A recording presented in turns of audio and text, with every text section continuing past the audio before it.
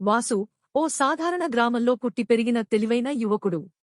అతనికి చిన్నప్పటినుంచి పెద్ద ఆశయాలు. తన ఊర్లో అవకాశాలు లేవని, జీవితంలో ఎదగాలంటే పట్టణంకి వెళ్లాలని కలలు కనేవాడు. ప్రతిరోజూ సాయంత్రం 7:30కి ఊరి బస్ స్టాండ్ వద్ద ఆఖరి బస్ బయలుదేరుతుంది. ఆ బస్ వైపు వాసు తరచూ చూస్తూ ఉండేవాడు. అది అతనికి స్వేచ్ఛకు, విజయానికి, జీవిత మార్పుకు ఒక సంకేతంలా అనిపించేది. అతడి తల్లి వాసుని ఎప్పుడూ ప్రేమతో చూసేది. ఆమె మనసులో అతడిని విడిచిపెట్టి ఊరికి దూరంగా పంపించాలనే అసలు కోరిక ఉండేది కాదు.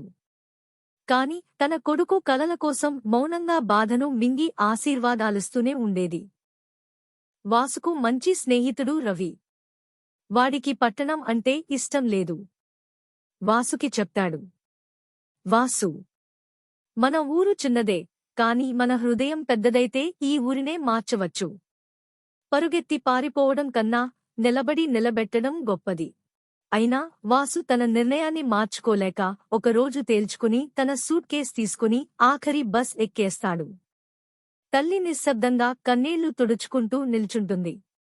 బస్సు లోపల వాసు ప్రయాణం ప్రారంభమవుతుంది. అందులో ఉన్న ప్రయాణికులో కొందరు వృద్ధులు, కొందరు కార్మికులు, కొందరు జీవితంలో బాధలు ఎదుర్కొంటున్నవాళ్లు. అందరూ చిన్న చిన్న జీవితపు ముక్కలు మాట్లాడుతుంటారు. ఎవరి కథలోనో వాసుకు తన ఊరి ప్రతిబింబం కనిపిస్తుంది. ఒక వృద్ధుడు చెప్తాడు, నేడు ఈ ఊరు మా వల్ల చిన్నదైపోయింది కాదు బాబూ. మేమే ఊరిని చిన్నగా చూస్తున్నాం. మనం తాకలేని చోట ఎదగాలనుకోవడం కంటే తాకే చోట వెలుగు నింపడం గొప్పది. వాసు తలచుకుంటాడు, తల్లి, చిన్ననాటి జ్ఞాపకాలు, రవి మాటలు, కీర్తి మౌనంగా చెప్పిన చూపులు.